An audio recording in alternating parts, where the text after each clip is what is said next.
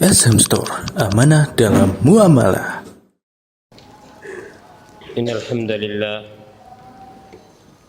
nahmaduhu wa nasta'inuhu wa nastaghfiruh wa na'udzu billahi min syururi anfusina wa min sayyiati a'malina may yahdihillahu fala mudilla lahu wa may yudlil fala hadiya lahu. Asyhadu an la ilaha illallah wahdahu la syarika lah wa asyhadu anna Muhammadan abduhu wa rasuluh. Allahumma salli wa sallim wa barik ala nabiyyina Muhammadin wa ala alihi wa sahbihi ajma'in wa man tabi'ahum bi ihsanin ila yaumiddin, amma ba'du. Ma'asyiral muslimin, para jemaah rahimakumullah, para mahasiswa, wafaqani Allah wa iyyakum jami'an. Kita bersyukur kepada Allah Subhanahu wa taala yang memberikan kepada kita berbagai macam karunia-Nya. Semoga Allah Subhanahu wa ta'ala menjadikan kita para hambanya yang bersyukur karena langgengnya nikmat dan bertambahnya nikmat diperoleh dengan cara bersyukur kepada Allah. An-ni'matu idza syukirat qarrat wa idza kufirat farrat. An-ni'matu idza syukirat qarrat, nikmat itu apabila disyukuri akan langgeng, akan menetap. Wa idza kufirat farrat, tapi apabila diingkari, dikufuri, maka nikmat itu akan lari. Sebagaimana ucapan sebagian para ulama yang diambil dari An-Nusus Asy-Syar'iyyah. Kedua kalinya salawat dan salam semoga tercurah kepada Nabi kita Muhammad sallallahu alaihi wasallam, kepada keluarganya, para sahabatnya, dan umatnya yang setia sampai hari kiamat. Biasanya hari Kamis ala kajian Syekhuna Ustadzuna Mubarak wa Muallim hafizahullah ta'ala, karena ada uzur maka beliau pada hari ini tidak bisa hadir, dan insya Allah kita akan mengkaji tema lain. Tapi badal hari ini tidak bisa badal kul min kul, tapi paling maksimal ba'dun min kul, sebagaimana yang untuk pelajari dalam ilmu nahwu. Yang akan saya sampaikan pada kesempatan yang mulia ini adalah lanjutan dari kajian hari Ahad kemarin, yang mana pada hari Ahad kemarin di pagi hari kita mengkaji tentang tema pesona keindahan dalam rukun Islam, dan kita sudah mengkaji rukun Islam yang pertama, 2 kalimat syahadat, dan kita juga sudah mengkaji tentang keindahan dan kemuliaan pada ibadah salat. Pada kesempatan yang mulia ini kita akan mengkaji keindahan dan kemuliaan yang ada pada ibadah zakat.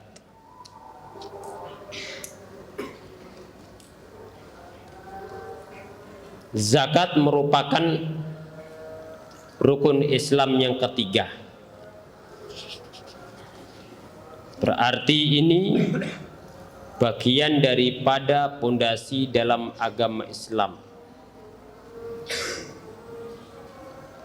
apabila dua kalimat syahadat yang paling nampak adalah ucapan, apabila dalam ibadah sholat yang paling nampak adalah perbuatan,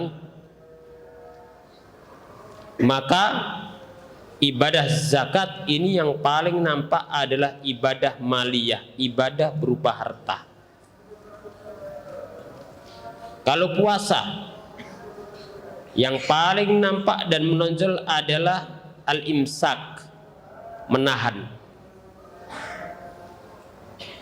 meninggalkan yang haram bahkan yang mubah. Kalau ibadah haji semuanya menonjol, ucapan, perbuatan, ibadah maliyah, begitu pula al-imsak, menahan diri dari yang diharamkan, bahkan dalam sebagian hal yang asalnya mubah pun dilarang. Zakat secara bahasa artinya adalah at-thaharah dan an-nama. Thaharah artinya adalah bersuci, dan an-nama artinya adalah berkembang. Dan zakat dinamakan dengan zakat yang artinya suci karena zakat itu dapat mensucikan harta sebagaimana dapat mensucikan orang yang mengeluarkan zakat, membersihkan dari jiwa-jiwa yang kotor, membersihkan dari sifat-sifat yang buruk, membersihkan dari dosa-dosa. Maka ada kaitannya antara makna bahasa dengan hakikat dan tujuan ibadah zakat. Zakat juga memiliki arti an-nama, zakayazku, artinya tumbuh berkembang. Dan zakat itu dinamakan dengan zakat karena menyebabkan harta itu berkembang, bertambah. Unfik alaik, kata Allah dalam hadits qudsi, berinfaklah, aku akan memberikan padamu infak, maka tumbuh berkembang. Oleh karena itu kita saksikan orang yang zakat tahun ini umpama itu kita jumpai tahun berikutnya dia zakat, bahkan seringnya adalah ditambah banyak daripada tahun sebelumnya. Orang yang korban umpama pada tahun ini dia korban, maka dia dimudahkan biasanya korban pada tahun berikutnya, bahkan seringkali meningkat. Maka itu yang dirasakan orang yang mengeluarkan zakat, yang menjalankan ibadah maliyah. Oleh karena itu arti daripada zakat di samping at-thaharah adalah an-nama, berkembang. Adapun secara bahasa zakat adalah malun maksus min unasin maksus li unasin maksus. Harta itu zakat itu adalah harta khusus. Tidak semua harta ada zakatnya. Dari orang khusus, dari orang tertentu yang telah sampai haul pada hartanya dan nisab, kecuali zakat yang memang dikeluarkan pada saat itu, tidak perlu nunggu haul 1 tahun. Liunasin maksus, harta itu diperuntukkan orang yang khusus, yaitu orang-orang yang berhak menerima zakat. Ini juga menunjukkan kepada kita salah satu mahasin di antara mahasin pada ibadah zakat, yang mana Allah ketika mensyariatkan zakat tidak memerintahkan untuk mengeluarkan semua hartanya, tapi sebagian kecil daripada harta. Oleh karena itu Allah menyebutkan dengan min tabi'idiyah mimma razaqnakum, dari sebagian apa yang kami berikan rezeki kepada kalian. Maka di sini ada kemudahan. Apalagi seorang ketika mengeluarkan zakatnya dengan hati yang ikhlas, hati yang tulus, mengharapkan ridha Allah untuk memberikan manfaat kepada para hamba Allah, maka akan lebih mudah lagi dia untuk mengeluarkan. Seperti halnya para sahabat dahulu. Para sahabat mereka menguasai dunia, tapi hati mereka di akhirat. Harta mereka sebatas pada tangan-tangan mereka, dunia hanya berada pada tangan-tangan mereka, tidak sampai masuk hati. Karena apabila dunia ada pada hati, sulit untuk dikeluarkan. Tapi ketika harta dan dunia itu sebatas pada tangan, maka dia mudah untuk mengeluarkan. Mudah ada di tangan. Tapi kalau terikat dalam hati, maka ini sulit. Makanya orang yang paling taat termasuk dalam masalah ibadah harta selain Nabi kita Muhammad sallallahu alaihi wasallam atau setelah Nabi kita Muhammad sallallahu alaihi wasallam adalah para sahabat Nabi sallallahu alaihi wasallam. Mereka luar biasa.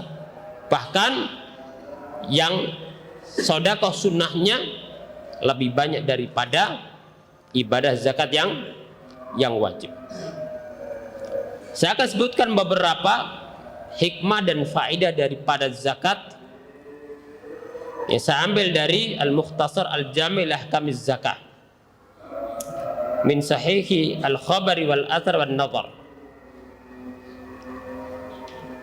Dari satu sisi adalah faedah zakat bagi orang yang mengeluarkan zakat. Dan ketika seorang yang Allah berikan harta dan tahu mengetahui hikmah dan faedahnya, maka ini akan terdorong untuk mengeluarkan hartanya. Yang pertama, bagi orang mengeluarkan zakat, apabila dia mengeluarkan adalah Allah akan menggantinya di dunia dan di akhirat. Dan ini bagian daripada makna zakat, yang zakat memiliki arti nama. Allah Subhanahu wa taala berfirman dalam surat Saba ayat 39, "Wa ma anfaqtum min syai'in fa huwa yukhlifuh wa huwa khairur raziqin." Dan apa yang kalian infakkan dari sesuatu, syai'in nakirah fisyaki itu ma umum mausul, fa huwa yukhlifu, Allah akan menggantinya. Tidak cukup di sini Allah berfirman wa huwa yukhlifu, Allah akan mengganti, dan ganti Allah pasti lebih baik. Maka ini memberikan motivasi. Wa huwa khairur raziqin, dan Allah sebaik-baik pemberi rezeki. Artinya Allah akan mengganti. Di dalam hadis riwayat yang tercatat di Sahihul Jami', ma naqasa malun min sadaqah, tidaklah harta itu berkurang karena sedekah, menunjukkan Allah akan memberikan ganti. Sehingga ibadah zakat, ibadah sedekah itu tidak bisa dihitung dan diukur dengan kalkulator, dihitung dengan ilmu matematika. Anda memiliki 1 juta dikurangi 100.000 pasti hilang, Anda keluarkan lagi, tambah miskin, tambah miskin, tambah miskin, tidak. Tapi Allah akan memberikan sebab-sebab yang lainnya, kebaikan-kebaikan, ganti-ganti di dunia, di akhirat.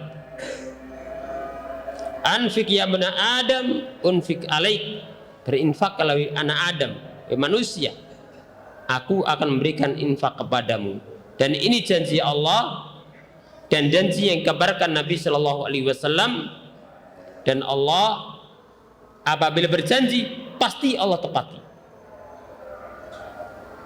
Kalau Allah mengancam, terkadang Allah tidak memberikan ancamannya karena rahmatnya. Tapi kalau Allah berjanji pasti Allah tepati. Fa innallaha idza wa'ada wafa. Allah memberikan janji pasti Allah tepati. Maka seorang beriman dengan ini. Kemudian yang kedua, faedah bagi orang mengeluarkan zakat adalah Allah akan naungi dengan naungan sedekahnya pada hari kiamat. Di dalam hadis riwayat Imam Ahmad, baginda Nabi Shallallahu Alaihi Wasallam bersabda, "Kullu mri'in fi dhilli sadaqatihi yaumal qiyamah." Setiap orang berada di bawah naungan sedekahnya pada hari kiamat. Pada hari yang tidak ada naungan kecuali naungan Allah, maka di sana ada amalan-amalan menyebabkan mendapatkan naungan pada hari kiamat. Di antaranya adalah sedekah, zakat. Kemudian yang ketiga, zakat ini akan membersihkan pelakunya dari sifat kikir, dari sifat-sifat yang rusak, sifat-sifat buruk. Khudh min amwalihim shadaqatan tutahhiruhum wa tuzakkihim biha. Ambillah dari harta mereka sedekah, zakat, yang mana sedekah atau zakat ini akan membersihkan mereka dan mensucikan mereka, akan membersihkan dosa-dosa mereka, akan memberikan sifat-sifat yang buruk pada manusia. Karena pada manusia seringkali ada sifat al-bukhl, asyuh, kekikiran. Dan ini sifat yang buruk yang membahayakan pelakunya dan berdampak pada orang lain. Karenanya Nabi Shallallahu Alaihi Wasallam minta perlindungan kepada Allah, diantaranya adalah wa a'udzubika minal bukhl. Ya Allah, aku minta perlindungan dari sifat kikir. Sifat kikir. Dan Nabi Shallallahu Alaihi Wasallam sifatnya adalah al-jud, dermawan. Kedermawanan Nabi Shallallahu Alaihi Wasallam mencakup berbagai macam sisi. Rasulullah dermawan dengan ilmunya, Rasulullah dermawan dengan akhlaknya, Rasulullah dermawan dengan kedudukannya. Karena kadang ada orang butuh bantuan dengan kedudukannya, dengan posisinya. Dan Nabi Shallallahu Alaihi Wasallam dermawan dengan hartanya. Syalabat ketika menyebutkan hadis Ibnu Abbas yang menjelaskan tentang kedermawanan Nabi SAW, maka beliau menyebutkan aneka ragam kedermawanan Nabi SAW. Maka sempurna sifat Nabi SAW. Maka manusia yang lainnya terkadang dia memiliki kedermawanan dari satu sisi, tapi masih ada sifat bakhil pada sisi kedermawanan yang lainnya. Adapun yang sempurna adalah ketika terkumpul pada dirinya bentuk-bentuk kedermawanan yang ada pada kedua kita Nabi Muhammad Sallallahu Alaihi Wasallam. Kemudian yang keempat, sedekah zakat adalah bukti akan keimanan dan ketakwaan serta kebaikan seseorang. Seorang ketika zakat dia keluarkan, di sedekah berarti ada tanda kejujuran, keimanan, ketakwaan dan kebaikan. Oleh karena itu Nabi Shallallahu Alaihi Wasallam bersabda, was-shadaqatu burhan. Sedekah itu bukti. Bukti apa? Bukti keimanan dia, bukti ketakwaan dia, bukti kedermawanan dia, bukti kebaikan dia, maka itu bukti. Karena manusia seringkali dia iman dengan hartanya, berat ketika dia mengeluarkan, tapi ketika didorong oleh keimanannya, ketakwaan, perbuatan baik yang dia berharap di sisi Allah, maka dia dengan ringan akan mengeluarkan hartanya tadi. Wassadaqatu burhan, sedekah itu adalah bukti, bukti keimanan. Kemudian yang kelima, sedekah dengan ikhlas dan merahasiakan itu dapat memadamkan kemurkaan Allah. Zakat itu atau sedekah itu bisa dikerjakan dengan sir, bisa dikerjakan dengan terang-terangan. Tapi apabila bisa dikerjakan dengan sir, maka lebih utama. Tapi apabila dikhawatirkan ada tuduhan orang kaya tidak mengeluarkan zakat, maka dia boleh mengeluarkan zakat dengan terang-terangan, tapi dengan tetap menjaga hatinya. Karena beramal ketika di hadapan orang banyak, dan kita tahu orang lain tahu, dengan beramal ketika amal itu sir berbeda. Lebih memungkinkan untuk ikhlas, lebih mudah untuk ikhlas, karenanya berbeda. Amal sholat sunnah siang hari dengan sholat sunnah malam hari, sholat lail, sholat witir. Kemudian berbeda antara sholat sunnah ketika dilakukan di masjid dengan sholat sunnah ketika dikerjakan di rumah. Karena itu lebih mungkin untuk sir, untuk dijaga niatnya. Nabi Shallallahu Alaihi Wasallam bersabda, "Shadaqatu sir tudfi'u ghadabar Rabb."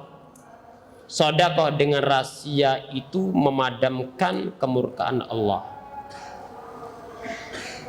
Seorang hamba berharap kepada Allah akan rahmatnya, akan kedermawanan, dan seorang hamba takut akan kemurkaan Allah Subhanahu wa taala, maka sarananya adalah diantaranya dengan sedekah. Lebih mulia lagi adalah dengan cara sir apabila itu memungkinkan untuk dikerjakan.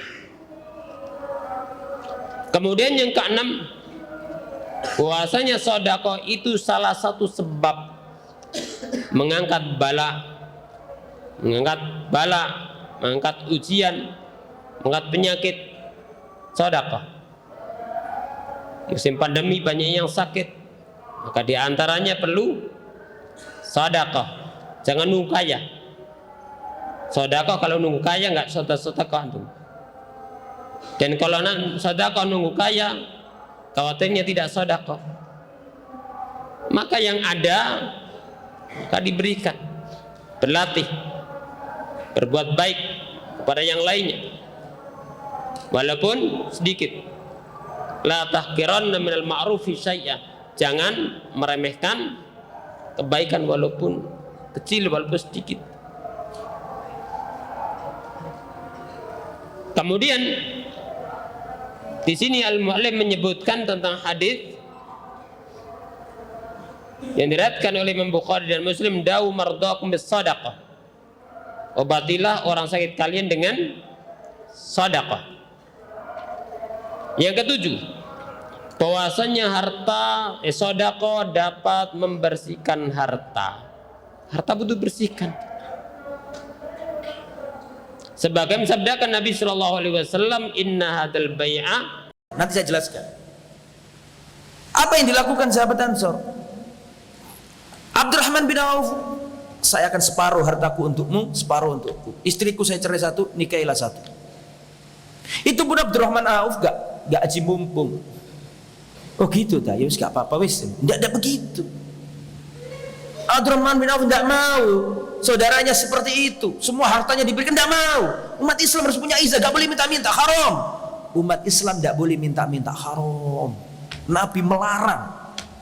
Kalau ada di tengah jalan orang Islam minta-minta, itu diharamkan oleh Nabi, tidak boleh, membuat citra Islam rusak, tidak boleh. Sudah ditawari loh padahal ini, lihat saudaranya kesusahan, dikasih loh. Abdurrahman bin Auf mengatakan begini, semoga Allah memberkahi hartamu dan semoga Allah memberkahi istri-istrimu. Gak usah, tapi tolong tunjukkan aku mana jalan ke pasar. Berkarya. Yang kaya ngerti bahwa di dalam hartanya ada hak si miskin, tapi si miskin tidak mau minta-minta. Itu sahabat, tidak akan terjadi generasi di muka bumi seperti itu, tidak akan terjadi lagi. Si miskinnya punya izzah, tidak mau minta-minta. Yang kaya ngerti bahwa di hartanya ada haknya si miskin. Jadi seimbang. Masyarakat itu berjalan dengan baik. Tidak mau, tolong tunjukkan aku jalan ke pasar. Berkarya. Itu pun gak ngomong gini, "Iwes gak usah mas, cuma aku njaluk modalnya." Gak ngono juga. Itu pun gak gitu juga. Dia bekerja dengan kakinya, dengan tangannya. Abdurrahman bin Auf ke pasar, selang beberapa waktu kaya raya Abdurrahman bin Auf. Menikah sama sahabat Ansor. Nah, cuma ada di awal-awal hijrah itu ada kisah lucu, Pak. Ini orang Madinah ini dari mana? Muhajirin dari mana aslinya? Mekah. Di Mekah itu masyarakatnya tidak majemuk. Sama-sama Quraisy, satu suku kan mereka kan. Cuma satu hitam ikut Abu Jahal, satu putih ikut Rasulullah. Kan gitu kan? Ketika orang-orang Islam yang putih dari Mekah tadi itu hijrah ke Madinah, Madinah ini kompleks, majemuk, heterogen masyarakatnya. Ada orang Yahudi. Di Madinah ada orang Yahudi, ada 3 suku.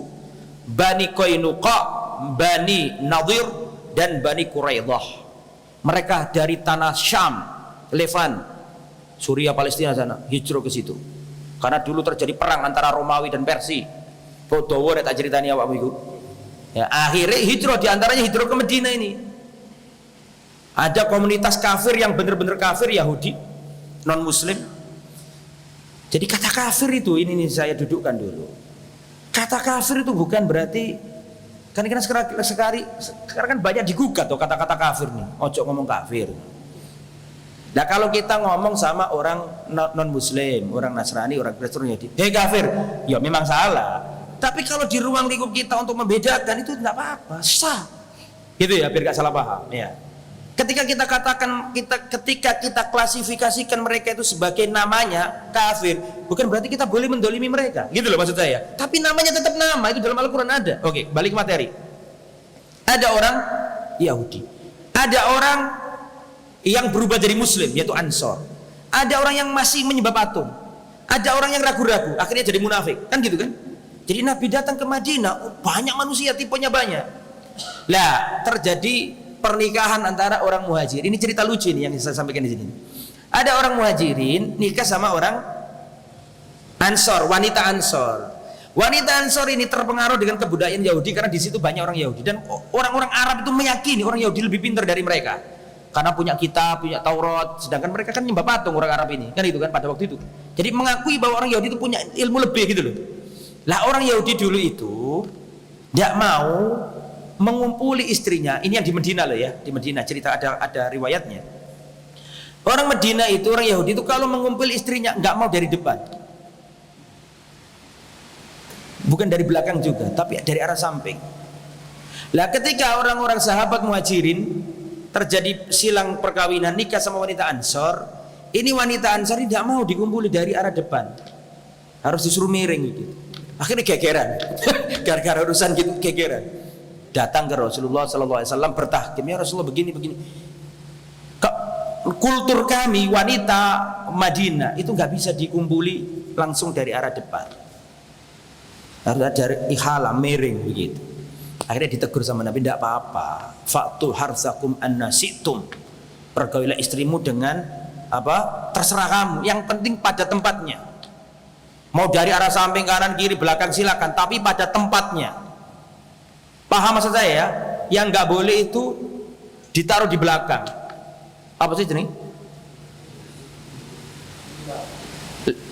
Iya, melalui pintu belakang itu nggak boleh. Anal ya, anal istilahnya itu nggak boleh. Anal seks dalam Islam tidak diperbolehkan. Ya, fatu harta terserah engkau tapi pada tempatnya. Itu sempat terjadi kekacauan di tengah sahabat. Akhirnya setelah diredam sama Nabi mereka paham. Oke. Begitulah para sahabat Ansor dalam mencintai saudaranya Muhajirin. Makanya Allah turunkan surat At-Taubah ayat 100 memuji Muhajirin dan Ansor. Surat At-Taubah ayat 100 Allah Subhanahu wa taala berfirman, "Was-sabiqunal awwalun minal muhajirin wal ansor walladzina ittaba'uuhum bi ihsan radhiyallahu anhum wa radu an." Dan orang-orang yang terdahulu yang pertama kali masuk Islam dari kalangan Muhajirin dan Ansar dan orang yang mengikuti mereka dengan baik, radhiyallahu anhum, Allah ridho kepada mereka. Jadi kalau Anda ingin diridhoi Allah, ikutilah generasi yang sudah distempel keridhaan oleh Allah. Lah, perhatikan dalam surat At-Taubah ini Allah menyebutkan 3 golongan: Muhajirin, Ansar, dan orang-orang yang mengikuti mereka. Menurut surat At-Taubah ayat 100 ini, orang itu kalau ingin diridhoi Allah harus menjadi salah satu di antara 3 golongan ini. Was-sabiqunal awwalun minal muhajirin wal ansar, dan orang-orang yang terdahulu masuk Islam, satu dari kalangan Muhajirin. Kita mungkin nggak jadi orang Muhajirin, sudah selesai masanya. Kita nggak seperti Abu Bakar, Umar, sudah selesai. Muhajirin kita nggak masuk. Wal ansor, dan orang Ansor, kita nggak bisa jadi orang Ansor, kita bukan masanya lagi. Tapi kita diberi Allah yang nomor 3 dan nggak ada cara lain kecuali harus jadi nomor 3 supaya dapat ridhonya Allah. Muhajirin, Ansor, perhatikan, dan orang-orang yang mengikuti mereka dengan baik, radhiyallahu anhum, Allah ridho kepada mereka. Lah dari 3 ini kita dijatah yang nomor berapa? Nomor 3, harus mengikuti para sahabat. Jadi Islam yang benar, Islam yang pernah diislami Rasul dan para sahabat, itu yang kita cari. Kalau Anda ingin masuk surga, tirulah orang yang sudah distempel masuk surga, para sahabat Nabi. Kalau Al-Quran berkata begini, sami'na wa ata'na. Kalau hadis berkata seperti ini, sami'na wa ata'na. Tetapi dalam dakwah tetap harus santun, dalam dakwah harus hikmah. Kalau ketemu orang senyum, kalau ada orang yang bisa didakwai kasih hadiah. Bahkan kepada non muslim kita nggak boleh, selama mereka tidak memerangi kita nggak boleh untuk anarkis. Kita nggak boleh ada orang tetangga kita non muslim terus kemudian kita ganggu, tidak boleh, karena dia tetap punya hak sebagai tetangga. Tunjukkan Islam yang baik, tetapi juga ada garis yang tidak boleh diubah-ubah. Makanya sering sekarang dibulak-balik ini. Untuk dikatakan toleransi harus ikut ke gereja atau harus ikut ke masjid. Ini tidak benar. Toleransi adalah pakem masalah agama dewe-dewe. Sing Islam nang masjid, sing Nasrani nang gereja. Tapi gak boleh saling mengganggu. Itu makna toleransi. Bukan mencampurkan. Itu yang sering gak tahu sekarang ini kok jadi banyak yang gak karu-karuan begini nih. Bahkan Pak Karno pendiri negara ini tidak pernah memaknai toleransi itu. Kalau waktunya Idul Fitri kita harus bacaan seperti Idul Fitri. Kalau waktunya Natal, hatta pendiri bangsa nggak seperti itu keinginannya. Betul apa enggak? Tetapi sing rukun dalam masalah sosial, monggo sing rukun enggak apa-apa. Ada tetangga sakit jenguk, tetanggamu Kristen atau Yahudi ketiban pohon, pagernya rumahnya pecah semuanya, bantu. Urusan sosial maafi muskilah, no problem, tidak ada masalah. Tapi kalau urusan akidah, dewe-dewe, gak usah dicampur-campur, tambah salah. Jadi kita nggak dilarang untuk berbuat baik sama orang non muslim selama mereka tidak memerangi kita. Adapun dalam urusan akidah nggak usah dicampur-campur, sendiri-sendiri. Itu ya, kembali ke materi. Jadi begitu. Ada anak Yahudi yang senang sama Nabi. Antum dengar ceritanya kan? Sudah sering saya sampaikan. Rasulullah hijrah dari Mekah ke Madinah, tadi saya katakan majemuk, masyarakatnya majemuk. Ada Yahudi, ada penyembah berhala, ada Ansor, ada Muhajirin, ada orang munafik. Orang munafik itu sebenarnya kan metamorfosis dari orang, bukan. Orang munafik itu sebenarnya dulu itu penyembah berhala. Tapi karena kok kabeh mlebu Islam, Kan gitu kan? Kok semua masuk Islam? Nah, dia sudah nggak mungkin membawa identitas lama. Akhirnya dia pura-pura masuk Islam, tapi casingnya doang. Hatinya masih menyimpan kemunafikan atau kekafiran. Nah, itu. Lah, ada seorang anak kecil senang sama Nabi. Senang sama Nabi, anak kecil Yahudi, senang sama Nabi. Pokoknya sampean kalau dalam sejarah Sirah Nabawi, kalau disebutkan kata-kata Rasulullah bertemu sama Yahudi, nggak mungkin di Mekah. Pasti di mana? Di Madinah. Ada seorang lagi anak Yahudi, ini senang sama Nabi, suka datang ke Nabi. Suatu saat, tidak pernah kelihatan. Rasul tanya, kemana bocah kecil itu? Sakit ya Rasul. Pernah dengar ceritanya? Ini Rasul datang ke rumahnya, menjenguk si bocah kecil Yahudi yang sakit itu. Nasrani nggak ada, Kristen nggak ada di mana? Di Madinah belum ada pada waktu itu. Kristen masih di Yaman ada, ahli kitab di Yaman ada. Tapi pada waktu itu di Madinah belum ada orang Kristen. Taib. Didatangi sama Rasulullah anak Yahudi tersebut. Terus dalam kondisi sudah parah. Maka Rasulullah berkata, ya gulam, saking welas asihnya Nabi, saking sayangnya Nabi agar bocah kecil ini selamat, maka Nabi mengatakan, ya gulam, aslim, wahai bocah kecil, masuk Islamlah engkau agar engkau selamat.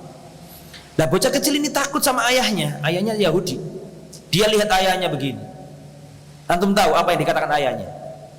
Ayahnya mengatakan, ya ibni, wahai anakku, ati abal Qasim, taatilah bapaknya Qasim. Bapaknya Qasim siapa? Jadi gini ya, orang Arab dulu itu kalau menghormati orang itu pakai kunyah. Misalnya saya ini punya anak namanya Abdullah, bapak, maka saya dipanggil itu bapak Abdullah, Abu Abdillah, bapak Abdullah. Itu cara menghormati orang. Karena orang Yahudi nggak mungkin ngomong taatilah Rasulullah, dia kan nggak iman sama Nabi. Maka ngomong dan nggak mungkin juga taatilah Muhammad, nggak mungkin juga, kan moko, ngerti moko ya, kasar gitu loh.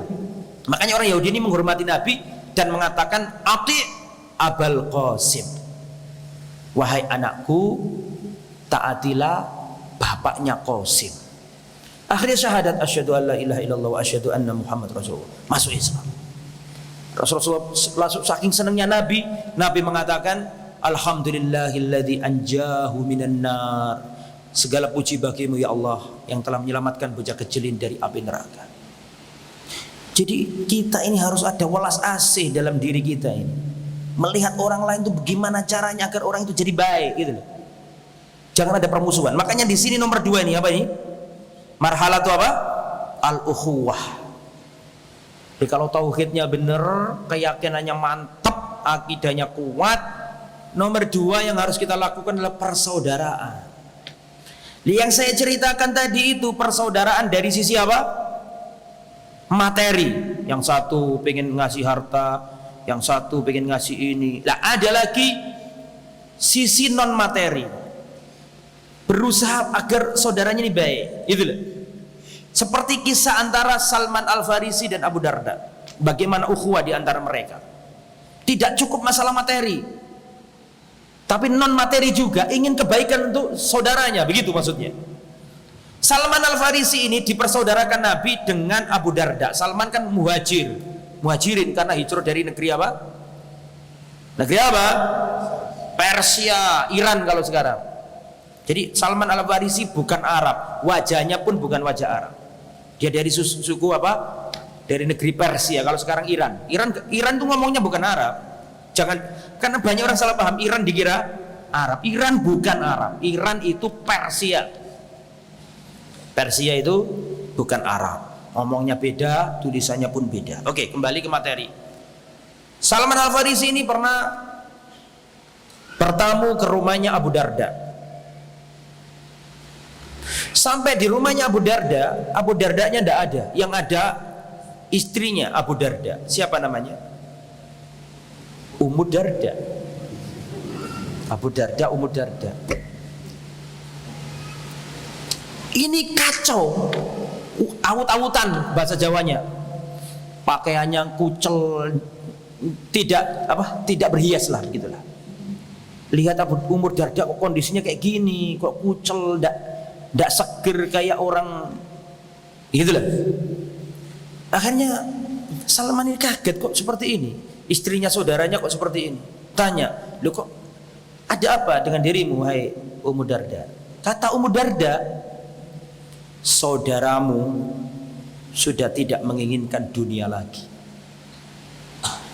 Artinya Abu Darda ini sibuk, zuhud, sholat, puasa. Bahkan istrinya pun kurang diperhatikan. Sampai istrinya nggak berai, kata orang Jawa. Ngerti nggak berai ya? Nggak berhias. Karena merasa Abu Darda ini kurang perhatian. Nah, kata Salman, ini nggak bener. Datang Abu Darda, seneng ketika lihat saudaranya bertamu. Ahlan ya Salman, seneng mesti. Wah, semua yang bisa dikeluarkan. Masak yang enak-enak, nyembelih kambing. Kebiasaan orang Arab kan nyembelih kambing. Disuguhkan ke Salman. Setelah itu Abu Darda ngomong, ayo saudaraku, ayo kita makan. Bukan ayo, keliru. Wahai saudaraku, ayo silakan makan. Tapi mohon maaf, aku nggak bisa makan karena aku puasa. Oh, ini kelihatan sumber masalah itu gini. Kok iso tamu nih dikongkon mangan, dia gak kelemangan. Akhirnya Salman, wallah aku gak makan sampai kamu makan, batalkan puasamu. Akhirnya Abu Darda nurut, tapi ada kesan dalam hatinya, arek iki ngawur ya, aku poso disuruh batal iki, ngawur. Itu ya. Akhirnya batal nih. Makan bareng. Salman nginep di rumahnya Abu Darda. Habis sholat Isya, ya sudah, karena sunahnya Nabi kan habis Isya disuruh apa? Jangan begadang lama-lama. Lebih baik nanti